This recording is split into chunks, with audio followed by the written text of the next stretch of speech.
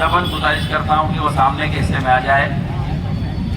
मैं और कुरान पाक की तिलावत करे जनाब नवाब साहब। मेरी किस्मत जगाने को खुदा का नाम काफी है, हजारों गम मिटाने को। क्या आप ऐसे शख्स का साथ दोगे या वो लोगों का साथ दोगे जो हमारे उलमाए कराम की भी इज्जत करना नहीं जानते? हमको सोचना होगा, हमको हमारी सोच को बदलना होगा। आज ये 5 साल का ड्यूरेशन है, आसान बात नहीं है। 18 साल का बच्चा 23 साल का हो जाएगा, वो रोजगार के काबिल हो जाएगा, नौकरी करने के काबिल हो जाएगा, उसको रोजगार मिलेगा तो उसकी शादी होगी, घरदार अच्छे से चलेगा, हमारी सेहत अच्छी रहेगी तो हमारी जिंदगी आगे चलेगी, हमारे बच्चों को अच्छी तालीम मिलेगी, अगर स्कूल होगा तो अच्छी तालीम मिलेगी। ये सब चीजें अगर हमको करनी है तो हमको सोचना होगा कि कौन सा उम्मीदवार विधानसभा में जाकर हमारे मसाइल उठा सकता है, कौन सा उम्मीदवार, कौन सा आमदार हमारे झगड़ों में पुलिस स्टेशन आ सकता है, हमारे मसाइल में, हमारी नाइंसाफियों में, हमारी कोर्ट कचहरियों में, हमारे लिए दवाखानों में, हमारे मसाइल के लिए कौन शख्स खड़ा हो सकता है। ये मैं दावे के साथ कह सकता हूँ, ये सारी काबिलियत अगर किसी में है तो वो मेरा कायद डॉक्टर गफ्फार कादरी में है। अभी भाई ने बताया कि डॉक्टर गफ्फार कादरी साहब के साथ नाइंसाफी हुई है। ये बात मैं 2014 से लगातार जो इनके काम थे वो मैं देख रहा था। जिस तरीके से आवाम के लिए काम इनके थे, चाहे कोरोना काल हो, चाहे कोई भी समस्या के साथ जब ये खड़े मिलते थे तो मैं इन्हें कॉल करता था, गफ्फार साहब आप ही हो जो हमारे कौम के लिए कम से कम खड़े रहते हो। तो मैं एक शेर के साथ शुरुआत करना चाहता हूँ कि दुआ करो कि सलामत रहे डॉक्टर गफ्फार कादरी की हिम्मत, दुआ करो कि सलामत रहे डॉक्टर गफ्फार कादरी की हिम्मत। ये एक चिराग कई आंधियों में भारी है, आपको समझने की जरूरत है। हिंदुस्तान जिस हिसाब से जिस धारा में भी चल रही है, आपको समझ 2 बार थोड़ी सी शिकस्त खाई आप लोगों के मेहनत से, और आप जिस तरीके से चुनाव आप लोगों ने लड़वाया, आपका दिल से शुक्रिया है। दोनों बार थोड़े से बच गए, इसलिए इस बार आपको पूरी मेहनत के साथ इनको विधानसभा भेजना है ताकि हमारे बच्चों के मुस्तकबिल का आवाज, हमारी आवाज, हमारे बहन बेटियों का आवाज सभा में उठाए।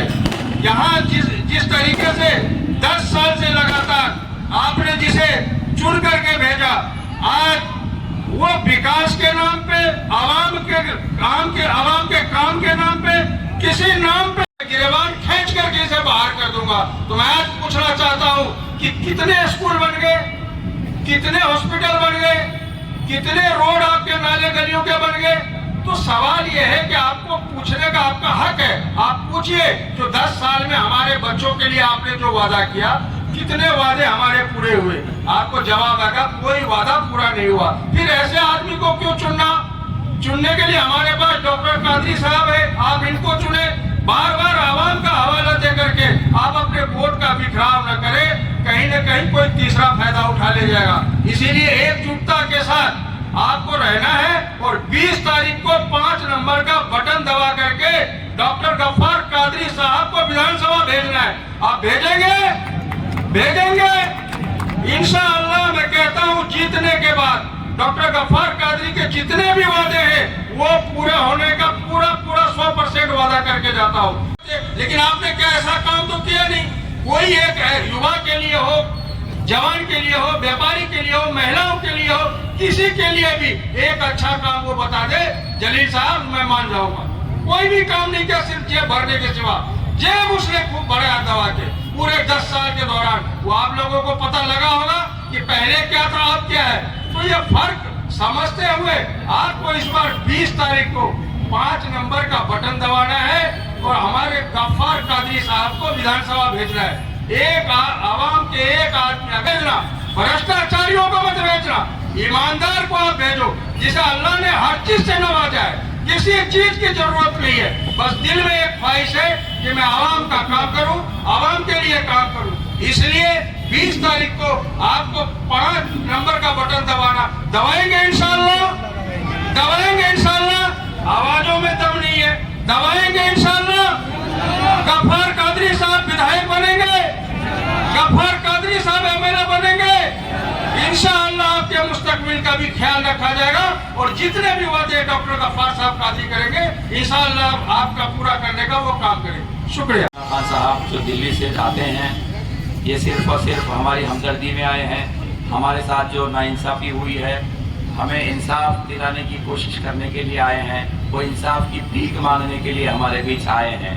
क्या आप मुन्ना खान साहब की झोली भरोगे? जोर से कहो इंशाअल्लाह। मैं बिला ताखीर हमारे क़ायद जनाब डॉक्टर गफ्फार कादरी साहब से गुजारिश करता हूँ कि वो आए, इस मौके पर हमारी रहनुमाई करे। जनाब डॉक्टर गफ्फार कादरी साहब।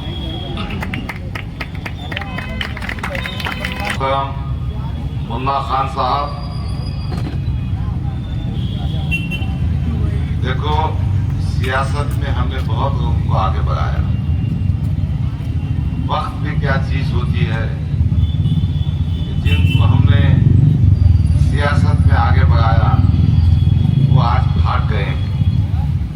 मगर मुझे अल्लाह के बारगाह में शुक्र अदा करना है कि आज मुझे राजा खान जैसा साथी, मूसा खान जैसा भाई, सारम चाउस जैसा दोस्त, मकबूल भाई जैसा नौजवान, मेराज भाई जैसा साथी, फराज जैसा मेरा भाई, हमारे अयूब भाई, फिरोज मूसा खान साहब, जावेद भाई, ताबिश भाई, तहरान भाई,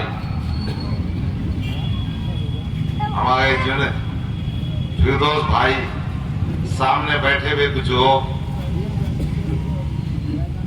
बहुत सारे बाजू बैठे हैं। इन तमाम का शुक्रिया अदा करता हूँ। शुक्रिया इसलिए अदा करता हूँ कि आज शहर का जो माहौल बनाया जा रहा है, माहौल इस किस्म का बनाया जा रहा है कि किसी ना किसी तरह से नौजवानों को अपनी जानिब खींचा जाए, किसी ना किसी तरह से उनको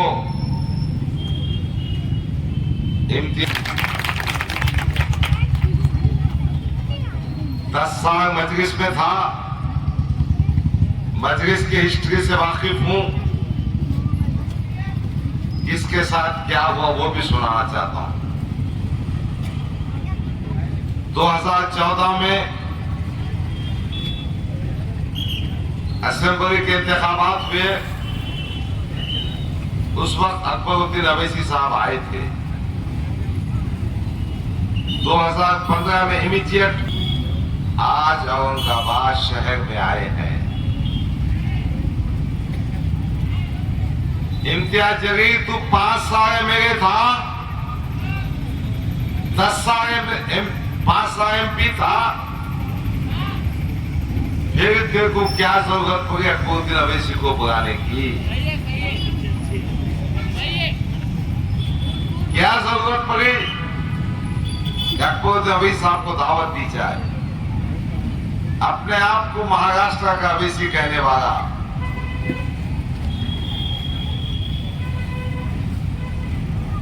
ये आपकी टीम है, ये स्टेज पे बैठे हुए मेरे साथी है जिन्होंने इम्तियाज जलील को बता दिया कि बेटे तेरे काम काज का रिकॉर्ड जनता के सामने आ गया है। ना सिर्फ तो इलेक्शन हारने वाला है बल्कि तेरी डिपॉजिट भी जब्त होने वाली है।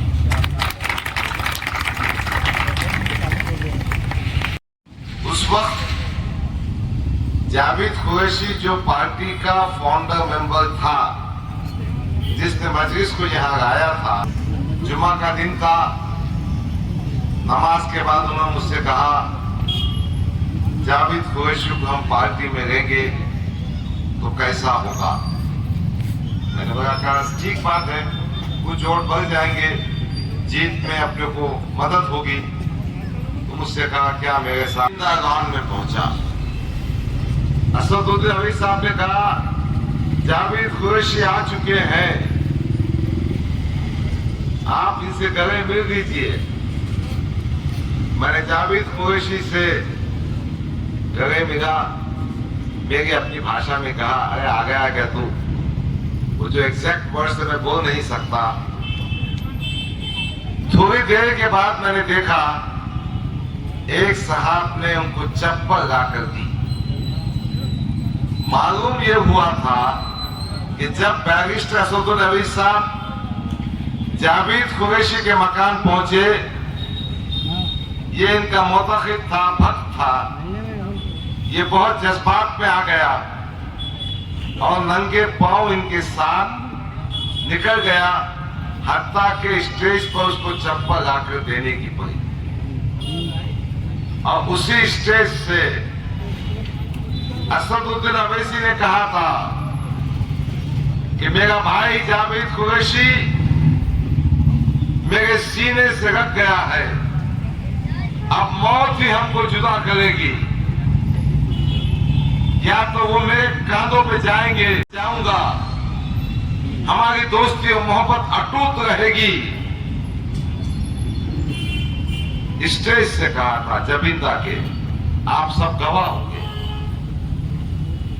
फिर जब असेंबली के इंतखाबात आए, जावेद कुरैशी आम खास के मैदान पहुंचा तो असदुद्दीन अवैसी के सामने इम्तियाज जलील ने कहा जावेद कुरैशी को देखकर 56 आएंगे 56 जाएंगे। मैं ये कहना चाहता हूं, जब जरूरत पड़ती है तो आप गले में हाथ डालते हैं, उसको पप्पी करते हैं, उससे मानखा करते हैं और अपना काम निकालने के बाद उसको फेंक देते हैं। दूसरा वाकया सुनाता हूं। वंचित बहुजन अघाड़ी और एमआईएम का जब इत्तेहाद हुआ तो ये मीटिंग हुई थी दहली में, बैरिस्टर असदुद्दीन अवैसी साहब के मकान पर। अवैसी साहब ने हैदराबाद से कुक को बुलाया था। वो कुक ने पूरा बकरा तंदूर बनाया था, रख दिया हम चारों के सामने। मैंने थोड़ा सा पीस लिया। असद साहब ने बड़ी मिकदार में गोश्त और चावल प्रकाश अंबेडकर को दिए और उन्होंने कहा प्रकाश भाई ने मैं इतना नहीं खा सकता, छोड़ दीजिए, आपका बचा हुआ झूठा मैं खाऊंगा। और आखिर ऐसा हुआ, जो बचा हुआ था असद साहब ने खाया। फिर शोलापुर की सभा में असद साहब ने मुझसे पूछा था भाई प्रकाश अंबेडकर का वजन कितना है, मैं गोद पे उठा लो तो कैसा होगा। मैंने कहा 66 से 67 किलो है, ठीक है। उसको गोद में उठा लिया। मगर जब असेंबली के इंतखाबात आए, पार्लियामेंट का चुनाव जीतने के बाद प्रकाश अंबेडकर को भी आउट कर दिए।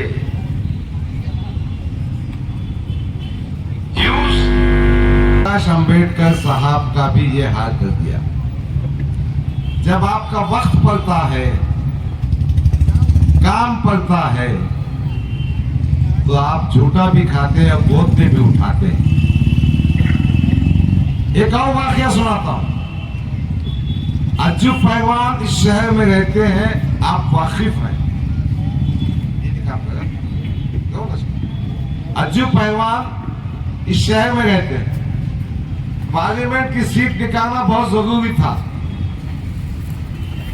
मेरे मकान पे शाम का खाना हुआ। असद साहब ने मुझसे कहा कि डॉक्टर साहब अज्जू पहलवान के पास जाएंगे। अज्जू पहलवान इसलिए नाराज था, उनके एक निस्बती भाई शेर खान, उसका मर्डर हुआ था और इम्तियाज जलील उनका साथ दे रहा था। इसलिए अज्जू पहलवान की नाराजगी असदुद्दीन अवैसी साहब से थी। मैंने अज्जू पहलवान से बात की, उनको लेकर उनके मकान गया। अज्जू पहलवान ने बहुत सारी शिकायतें की और असद साहब ने कहा, इम्तियाज आपने गलत किया, मैं इम्तियाज की तरफ से माफी मांगता हूं, अल्लाह के वास्ते इम्तियाज को माफ कर दो। और अज्जू पहलवान जब कभी आप मुझे फोन करेंगे मेरा नंबर लीजिए, मैं आपसे बात करूंगा। अज्जू पहलवान ने फोन नंबर भी दिया, इम्तियाज की मदद भी की। इम्तियाज 4-5 हजार वोटों से चुनकर भी आ गया। अज्जू पहलवान 2019 से 2024 तो आज तक फोन करते रहे, असद साहब ने कभी फोन नहीं उठाया। कहने का मकसद ये है कि जरूरत पड़ने पर इस्तेमाल किया जाता है और जरूरत पड़ने पर उसको फेंक दिया जाता है। पार्लियामेंट के इंतखाबात का आखिरी दिन था। ताज विमानता होटल में मैं, इम्तियाज जलील और अपने इब्तिसाम साबरी जो वंडर प्राइवेट के मालिक है, वो बैठे थे। असद साहब ने मुझसे कहा कि पुरानी बात है, आपको औरंगाबाद मशरक़ी हल्के से इंतखाब करना है, हम आपको टिकट देने के अलावा इतनी कोशिश करेंगे, हम खर्चा बर्दाश्त करेंगे और इस सीट गिफ्ट में देंगे। ये भी वादा मैं ये इसलिए सुना रहा हूं कि चंद नौजवानों को बुलाकर स्टेज पर यह कहा जाएगा, मैं अल्लाह के वास्ते, मैं रसूल नबी करीम सल्लल्लाहु अलैहि वसल्लम के वास्ते इम्तियाज जलील की गलतियों की माफी मांगता हूं। अकबर साहब और असद साहब ये कर सकते हैं। दूसरी बात, जन साथियों को जो बेचारे जज्बाती होते हैं, यकीनी रखते हैं, उनको स्टेज पे बुलाकर हार और शार कर सकते हैं। आज ये सब नाटक इसलिए किए जा रहे हैं कि इम्तियाज जलील को मदद की जाए। इम्तियाज जलील मेरे हिसाब से मुस्लिम क़ियादत की वो नासूर है, वो कैंसर है, वो दगार है जिसने कौम को बेचा है। सियासत में बेईमानी करना अपने इंतहा को है। सियासत कौम की खिदमत के लिए होती है, सियासत खुद का घर भरने के लिए नहीं होती है। मैं पूरी जिम्मेदारी से कहना चाहता हूं, रिकॉर्ड कीजिए, मुझे बताइए एक शख्स इस पूरे शहर में जिसका फोन जरूरत पड़ने पर इम्तियाज जलील ने रिसीव किया। आज की तारीख में खादू भाई को फोन, अखिल नवाब को फोन, जोएब कुरैशी को फोन, फराज भाई को फोन, इनको फोन, उनको फोन। उनका पोटा भी बहुत काम पे लगा हुआ है और भाई भी काम पे लगा हुआ है। बाकी दिनों में ना पोटा दिखता ना भाई दिखता। तो तो जो आदमी 5 साल एमएलए रहकर 5 साल मेंबर ऑफ पार्लियामेंट रहकर आपका फोन नहीं उठा सकता तो आपके काम क्या कर सकता? मैं पूछना चाहता हूं कि हिंदुस्तान में छोड़ दीजिए, आप मेंबर ऑफ पार्लियामेंट थे, महाराष्ट्र में अकोला में फसाद हुआ, अकोला के मजलिस के साथियों ने इन्हें फोन किया, मोहसिन भाई है, हमारे कारपोरेटर मुस्तफा पहलवान है मजलिस के, आज मैं मजलिस में नहीं हूं, इनसे पूछिए इन्होंने कितने फोन किए। अकोला में गुलाम अली शाह की मस्जिद जगह दी गई, गुलाम अली शाह में कुरान शरीफ को बेहुरमती की गई, जगह दिया गया। उसी अकोला बस्ती के फसाद में एक मुस्लिम नौजवान को पुलिस ने इतना पीटा, उसके दोनों टांगे टूट गई। उसी फसाद में हमारी मेरठ की मां 60 साल जुगनू बेगम जो अपाहिज थी, अपने मकान के बाहर नहीं निकल सकती थी, उसको पेट्रोल डालकर जला दिया गया। कहा था ये क्या जलील? मैं गया था, गफ्फार कादरी गया था, मैंने जुगनू बीगी तो जो जगह का मार दिया गया था उन पुलिस ऑफिसर्स पर कार्रवाई की कोशिश की। मैंने एसपी के पास धरना दिया। अभी चंद दिनों पहले, कुछ महीनों पहले सातारा में जो एक डिस्ट्रिक्ट है उसे सावी गांव में एक मॉब ले जाकर मस्जिद में नूर हुसैन 28 साल के डिप्लोमा पास नौजवान को शहीद कर दिया। उसकी शादी को सिर्फ 8 महीने हुए थे। एकलौता एक बेटा था उस्मान शिकर गिरी का, उसकी बीवी हामिला थी, अब बेटा हुआ है उसे। उस्मान शिकर गिरी का इंतकाल हो गया। असद साहब ने मुझसे कहा था कि इम्तियाज जलील मेरा फोन उठा नहीं रहा है, वो नहीं जाएगा, तुम पुसे सावगी जाओ। मैं पुसे सावगी गया था, 10 व्हीकल्स 4 व्हीलर लेकर गया था। रास्ते में रुकावट थी, अहमदनगर की पुलिस ने रोका, सतारा की पुलिस ने रोका, हमने नुमाइंदगी की, मैंने माली इयानत की, मेरे आंखों मेरे आंसू निकल पड़े। उस बेटी की लाश मस्जिद से जब से घर पहुंची, मैं पूछना चाहता हूं, खासदार इम्तियाज जलील तुम कहां थे जब शेख इरफान को धावरा में यवतमाल डिस्ट्रिक्ट में पुलिस कस्टडी में मार दिया गया? तुम कहां थे जब बीर में 6 साल की बच्ची को रेप कर दिया गया? तुम कहां थे जब उस्मानाबाद में नौजवानों को बेगुनाहों को गिरफ्तार किया गया? तुम कहां थे जब मॉब लिंचिंग में पलका के रुखमान अंसारी को पीट पीट कर मार दिया गया? तुम कहां थे जब कुरैश नगर कुल्ला बंबई में अफवान अंसारी को मार दिया गया?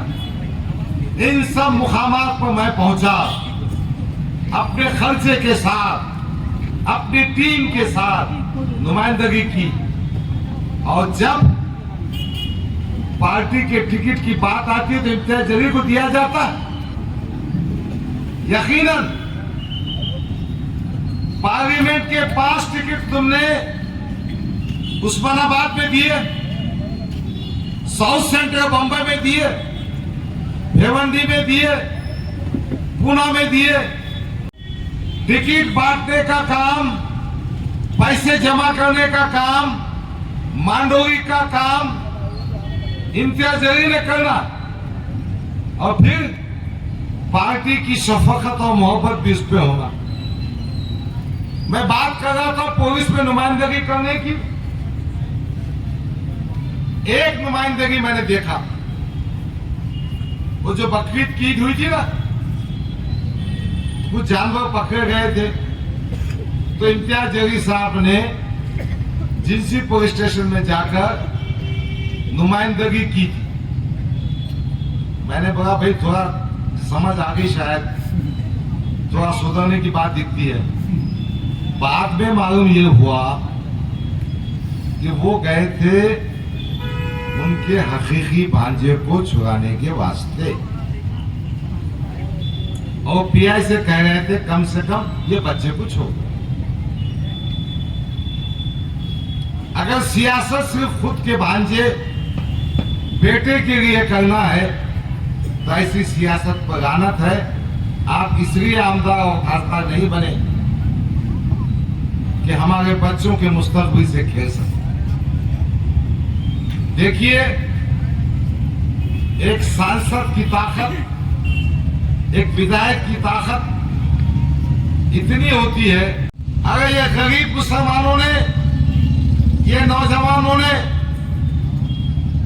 जो तुमको वोट दिया था, क्या इसलिए वोट दिया था कि तुम इनको बेवकूफ बनाओ, इनकी तालीम का कोई इंतजाम मत करो, और उल्टा खुद अपने घर के बेटे को भेजो। देखिए, एक एमएलए, एक एमपी कम से कम अपने इलाके के अस्पताल में सहूलतें पैदा कर सकता है।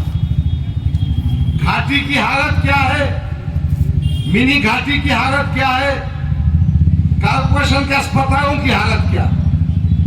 इम्तियाज जलील ना कभी विजिट देते ना कुछ देते, मगर एक आधे वक्त वो पहुंच जाते रोड का थिकनेस देखने के बाद। जब ये आमदार थे, मालूम हुआ कि हरसू में एक डांबो रोड का थिकनेस देखने गए। वो थिकनेस इस वास्ते देखने गए कि कॉन्ट्रैक्टर से कुछ पैसे वसूल कर सके। ये वसूली मास्टर है ये। इसको सिर्फ पैसे जमा करने का काम करना है, और फिर हमारे बड़े कायदीन आएंगे। खुदा के लिए, अल्लाह का वास्ता, रसूल करीम सल्लल्लाहु अलैहि वसल्लम का वास्ता, सहाबा का वास्ता, शोहदाए किराम का वास्ता, शोहदाए करबला का वास्ता, इम्तियाज जलील को एक बार जिता दो। मैं आपसे हाथ जोड़कर बड़ी नम्रता से कहता हूं कि जिसको तुमने 2 वक्त मौका दे दिया, फिर उसके लिए आप बराए मेहरबानी मत बात कीजिए। मैं आपके सामने कहने आया हूं कि आज प्रोफेसर सोहेल ने जो बात कही है, हमारी कौम में, हमारे नौजवानों में, हमारी माओ बहनों में, हमारे बुजुर्गों में इस बात की बड़ी नाराजगी है कि डॉक्टर गफ्फार कादरी के 10 साल के खिदमात को, कुर्बानियों को, मेहनतों को, काविशों को नजरअंदाज किया गया, नाइंसाफी की गई। इस बात की नाराजगी है जिस गफ्फार कादरी ने 10 साल पार्टी को दिए, उस पार्टी के कायद ने गफ्फार कादरी को 3 मिनट का वक्त नहीं दिया। इस हमारा जब जीतने का वक्त आया तो हमारे रास्ते में कांटे खड़े कर दिए। 2014 में मुस्लिम वोटिंग का परसेंटेज बहुत कम था, 2019 में थोड़ा इजाफा हुआ, और आज हमारी टीम की काविशों से प्रोफेसर सोहेल जलील इस्तेमाल करना पड़ा। हद तो यह है जो एमआईएम पार्टी 2019 में 19 सीट 51 सीट लगाती थी, अब 16 सीट पे आ गई। और एक अंदर की बात कहना चाहता हूं, इम्तियाज अली को किसकी परवाह नहीं है, उसकी पूरी कोशिश यह है कोई चुनकियाओं के झकमलाओ मैं आमदार बनना। अब मुंह को खून लगा क्या लगा मैं कुछ बोल नहीं सकता। पार्टी के हित में कोई बात नहीं है, मगर समाजवादी पार्टी का टिकट मिलने के बाद भाइयों की वोट मिलेंगे। मैं सभा में आने से पहले ये एनएट की कीर्ति हाउसिंग सोसाइटी में गया था। वहां